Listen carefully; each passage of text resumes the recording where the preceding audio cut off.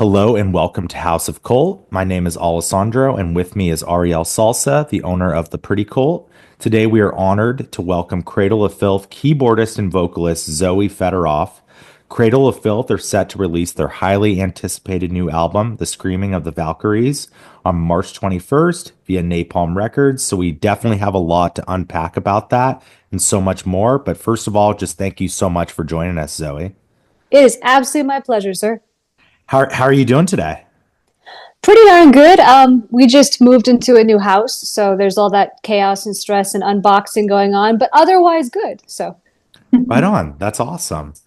I just want to jump right into it. The Screaming of the Valkyries is set to be your debut as Cradle of Filth's new keyboardist and vocalist. How has the reception to the new music been? From an outside perspective, just even looking on like YouTube comments, it's been really cool to see how positive people have been across a lot of the platforms about your contributions. But I just want to get that from your perspective as well. it's really humbling because when I joined this band, I felt like this immense pressure to do the legacy of the band justice. Because, of course, I'm stepping into some iconic shoes previously held by incredible women like Sarah Jezebel Deva, Lindsay Schoolcraft. So stepping in and doing it my way while still paying homage to who came before me was a lot of work, a lot of pressure. I'm happy that most folks seem to think I've struck the right balance. That's extremely gratifying to see. Absolutely. And obviously this like you mentioned, the legacy of this band and the symphonic and piano laden in choral elements of the band are such a distinct part of the band's musical identity. So going into joining the band as both a songwriter and contributor as well as a live performer, was it daunting at first to sort of figure out how you would fit into the overarching legacy like you sort of mentioned?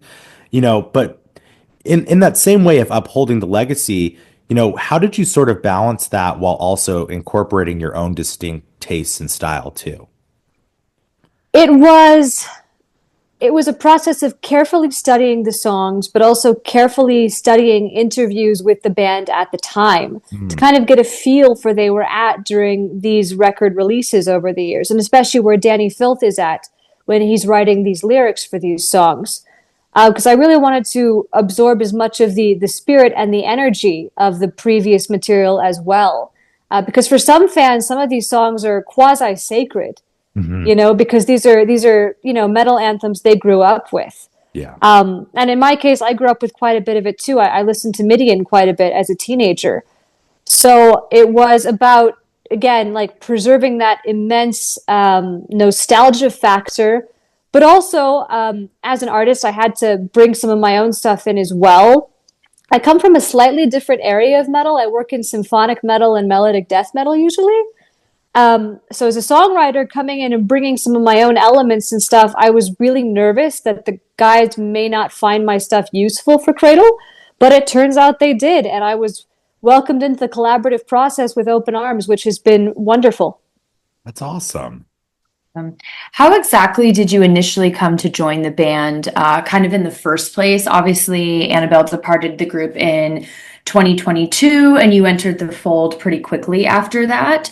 What were those like initial first, few days? I know you kind of mentioned you were nervous, and months like in preparation of joining Cradle.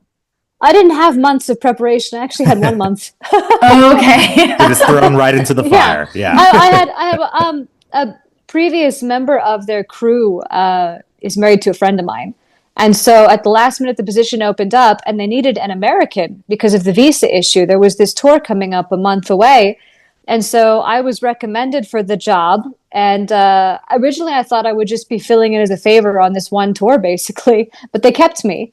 It was very nerve-wracking. It was somewhat softened by the fact that pretty much instantly I fell in love with one of the guitarists and I later married him. That helped quite a bit. Oh, yeah. There you go. I will say that helped. That helped quite a bit. And then two of the other guys quickly became two of my best friends, as well as our crew member, our guitar tech, Anthony Ponce, who was another great friend of mine. So I quickly made really close friendships with people that I deeply respect and admire, and I think that's really what helped me get through all the nerve-wracking, just this sense of, what am I doing here? So Yeah. I mean, what was that first show sort of like? Because I can imagine, jumping into your first show with Cradle of Filth, it's not like it's going to be in a 300 capacity room. It's going to be to several thousand people. So, what was that first show? And,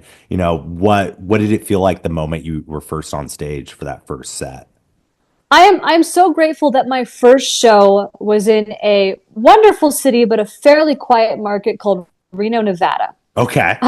That helped because we were playing like an amphitheater at a casino. We were supporting Danzig, which was awesome. Yeah. But yeah, I remember that show very distinctly. My in-ear monitors weren't working very well. I was just I just remember the feelings and this immense relief when it was over. And I looked over at Danny Filth and he didn't look particularly upset with me. So I figured, okay, I must have done okay. Yeah. So yeah.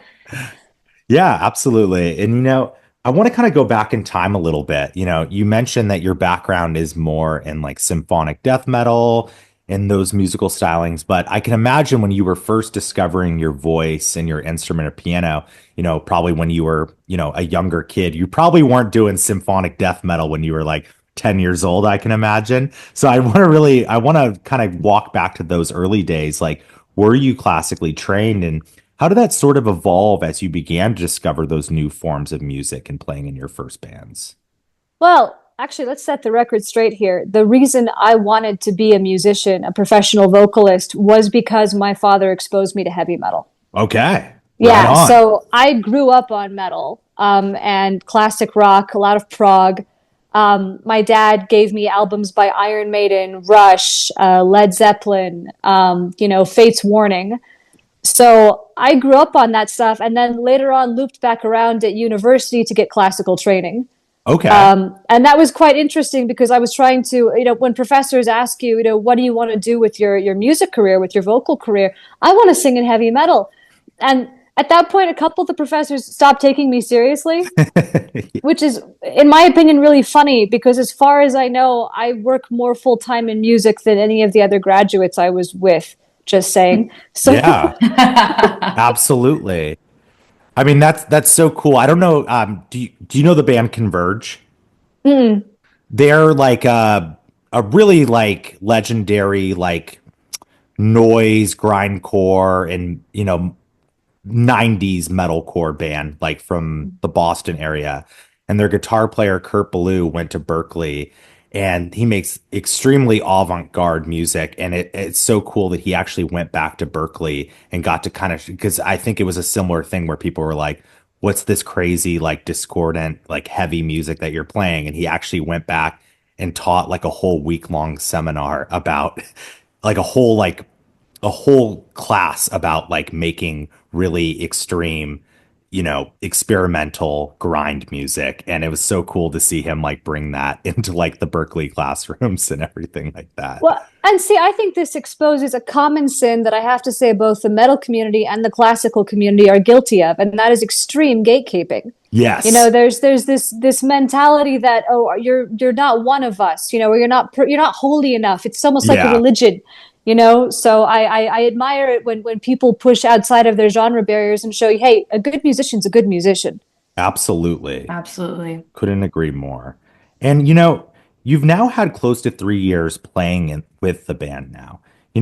How has your dynamic sort of grown and evolved since playing, several shows with the band and getting to gel both musically, professionally, and creatively? What are some of the learning experiences that you've had since joining the band? And how would you say that you mix up the band dynamic now, both in a live setting and in a recording setting?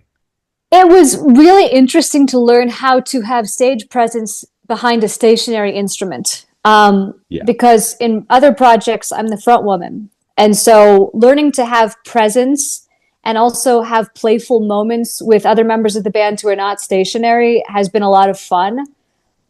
There's a couple moments in our set where I don't have a lot to do. It's a guitar driven part or a bass solo section. And I get to kind of like gesture to whoever is in the spotlight right now and kind of direct attention to them, add a little bit of theatrics and drama.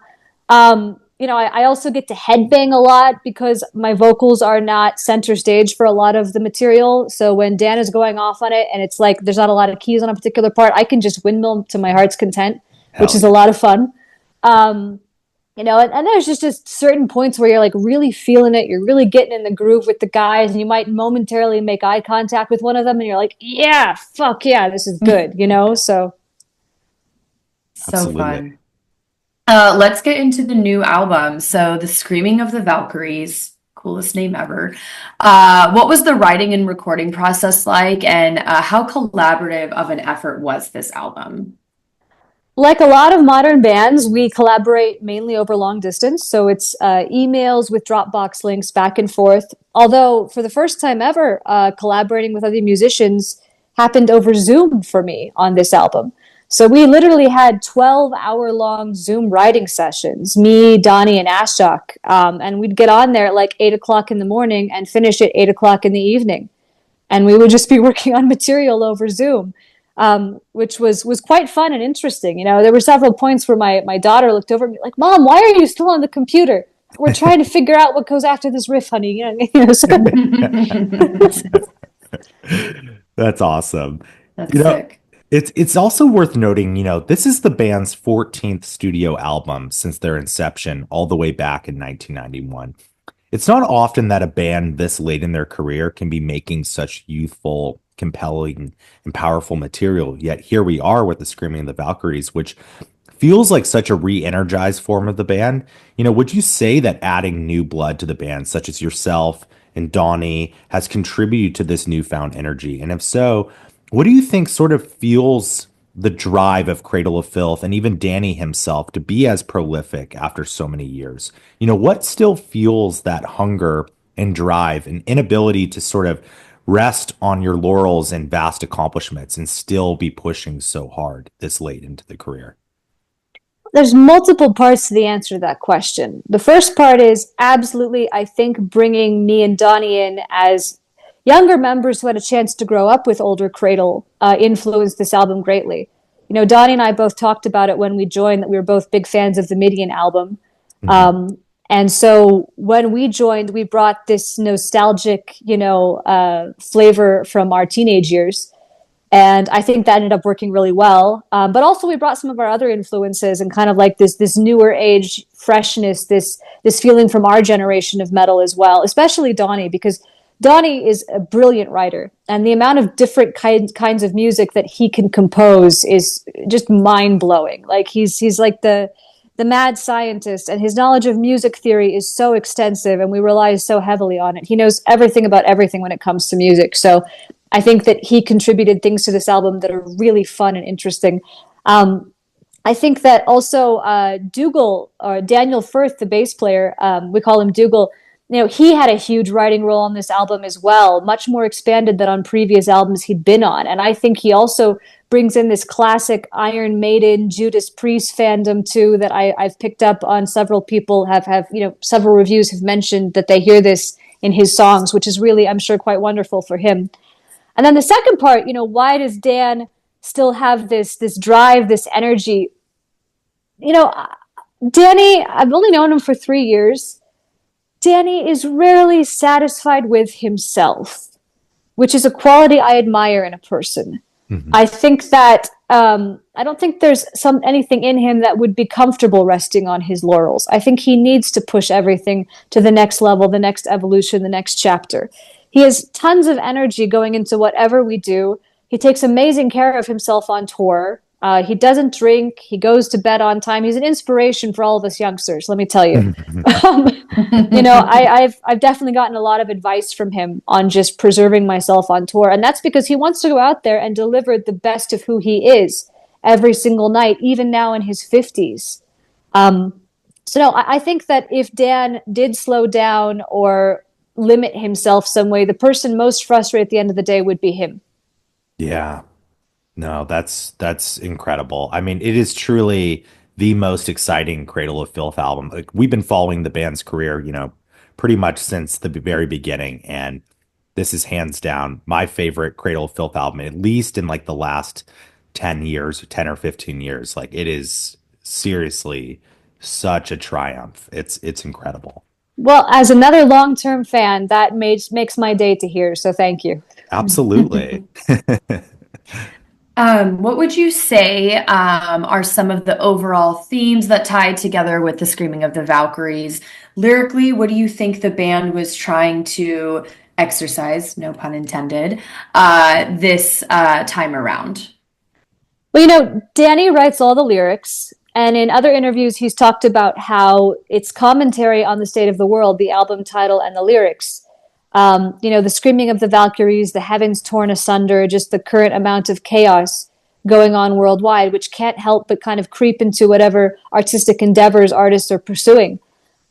So the album goes through this kind of speculation and commentary on current events, along with some personal reflection. There's some very emotive moments on the album, like one of my favorite songs, Non Omnis Moriar. And then interestingly, the album ends on kind of this note of hope. When misery was a stranger, lyrically, it invokes despair and pain, but also there seems to be something on the other side waiting for you. And I think Dan kind of takes us on this immense lyrical journey through the chaos of current times, through the optimism of the human spirit, which is it's our driving force forwards. I'd say my next question was, what was your favorite track on this album? But I feel like you kind of just answered it. So, well, that's one of them. That's one of them. I love Nanamis Moriar. Malignant Perfection. The keys for that song, like the main hook line, popped into my head the day I met my husband. Wow. Weirdly enough. Oh. So that's really weird, and so that ended up on the album too as a single. So that I haven't said that before in an interview, but that was immensely gratifying for me too. Like that moment in musical time is captured for me. So that would be my other favorite. That's that beautiful. is very special. Yeah, that's so special. I love that.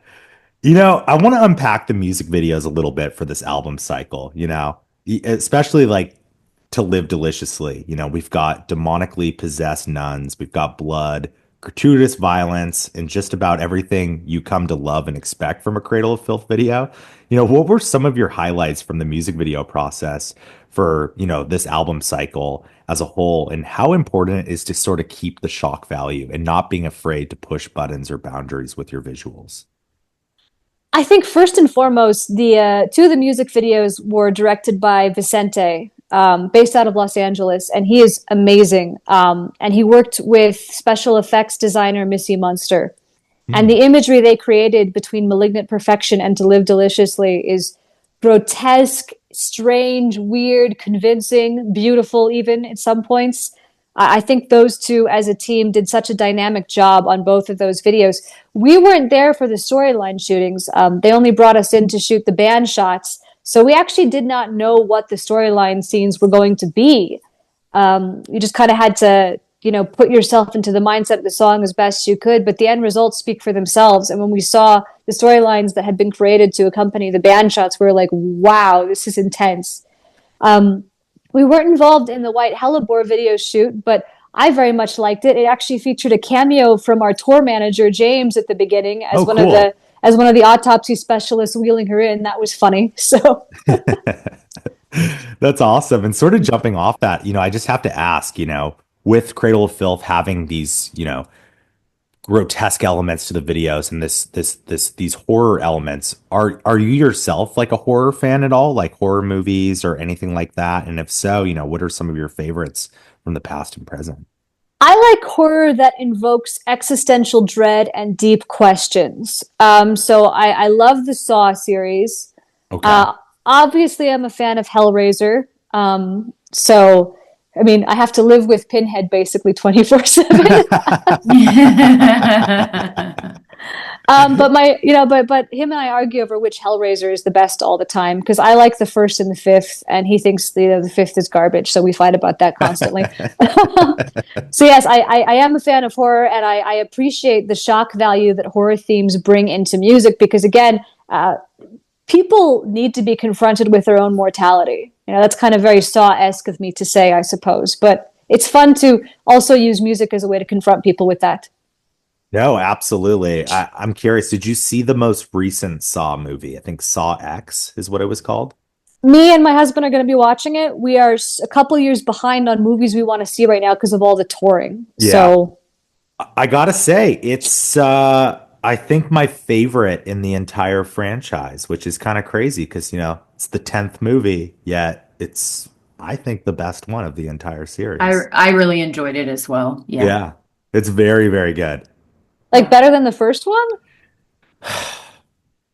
Different than the first one, but I would say it probably it can hold a candle to the first one, I would say that it's probably as strong as the first one in my opinion. I think it's incredible. And the Just setting is great. do you see how high my eyebrows are right I now? know. I was like, her face right now is like, There's probably someone that's going to listen to this and be like, wrong. But yeah, it's fine. Just based on this, I'm gonna make us watch it tonight. Like, I'm gonna pull him away from the computer and be like, "We're sitting down and watching this," because I just got told it can hold a candle to the first, and he's gonna argue with that. But let's see. Yeah, yeah. Yeah. I think it's I'm great. interested. It takes place in Mexico, which is like very different compared to like the other ones where it's just, in like, just sort of a dark, depressing room for the majority of it. It has a lot of movement in it. It feels very expansive, and I think it's awesome for sure. Okay, we're gonna test this out tonight, sir. Okay. Okay, yeah.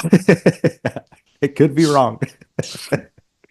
I'm interested to hear what you think.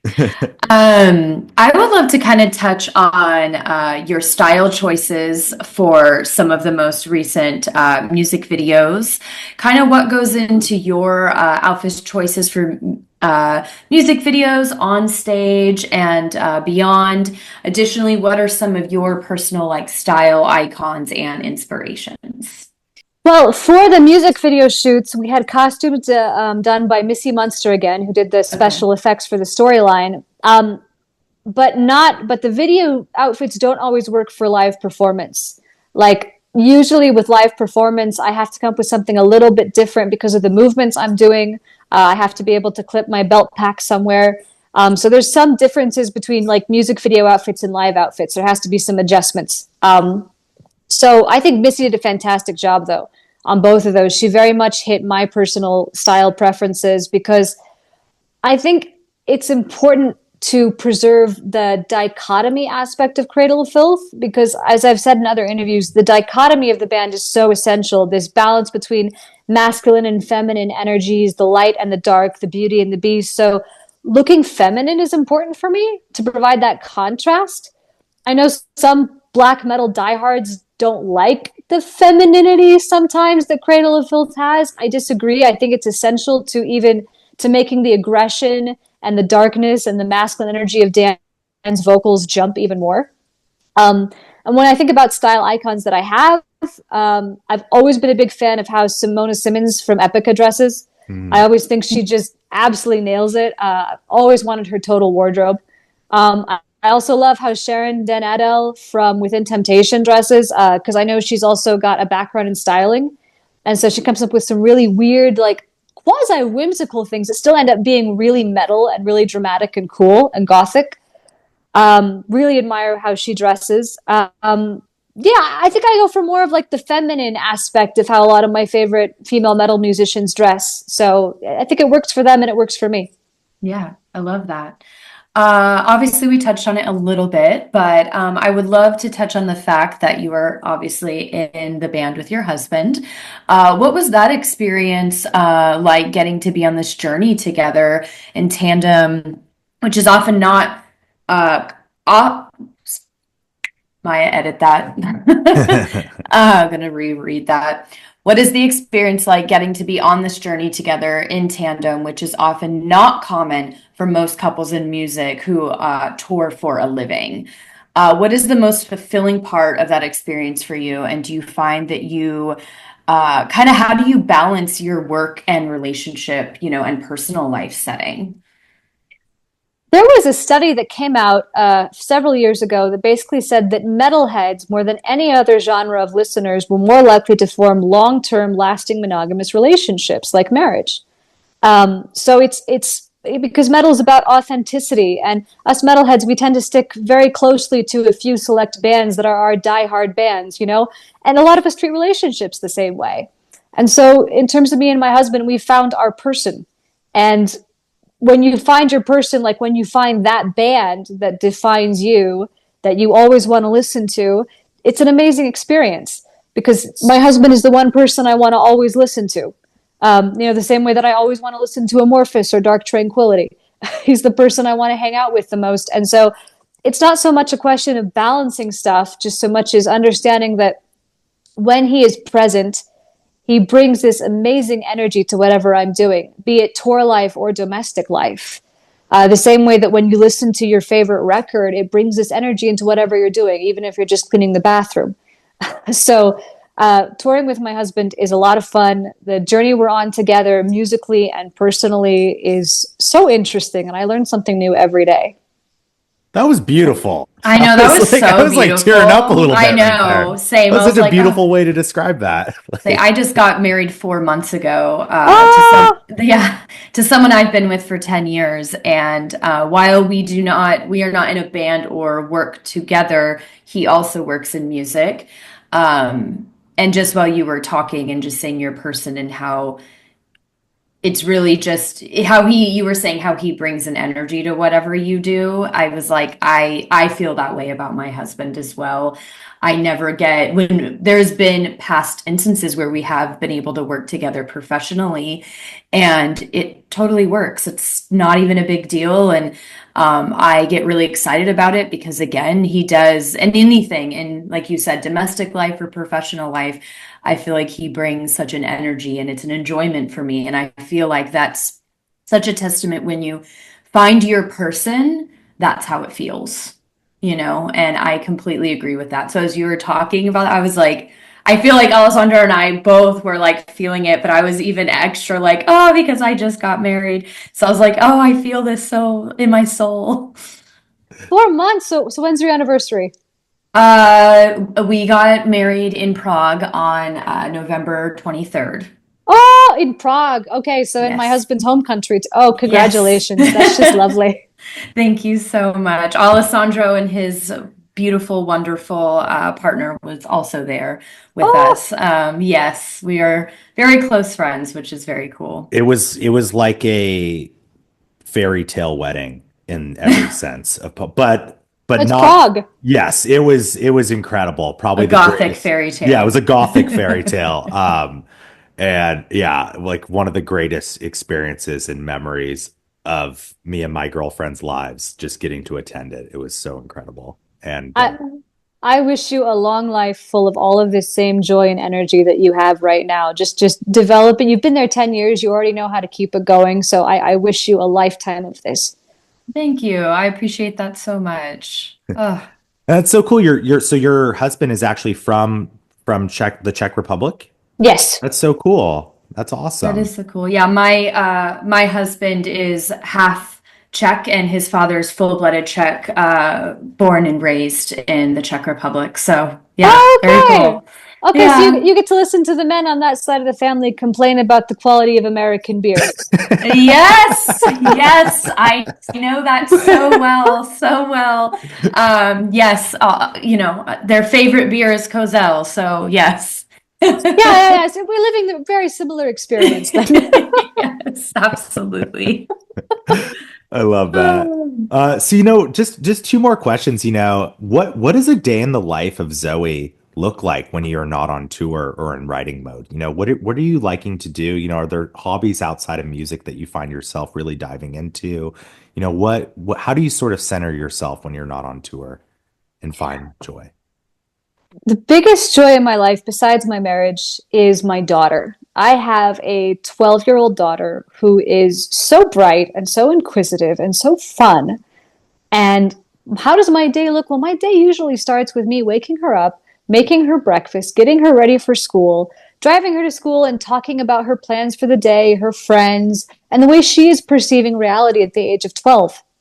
And I'm rediscovering so much of my own childhood through her eyes every single day. And that gives me this kind of same youthful energy, I would say, to then go back home, Right now, like I said, we're moving, so a lot of my day is cleaning and unpacking the house still. Um, but in terms of relaxing, I don't think anything is more relaxing than just being home in your safe place with the people you love. There's no substitute for that domestic bliss. Absolutely. Just kind of looking into the future, what are you looking forward to the most about this next era of Cradle of Filth as we're on the eve of the release of the new album? It's coming out this Friday. Beyond that, what next is for us to look forward to as well? I think that Screaming of the Valkyries is a trend and a new phase that is going to continue into the next album. We're already writing that next album, by the way, kind of following this current of energy that's currently running through the band. So I think you're going to hear a continuation of that in the future.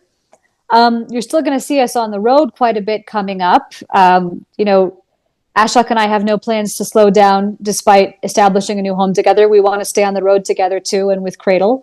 So I think you're going to see the same energy, this same vigor, and frankly speaking, the same camaraderie because the band is in a very healthy place friendship wise. And I think that's just going to carry it forwards far into the future.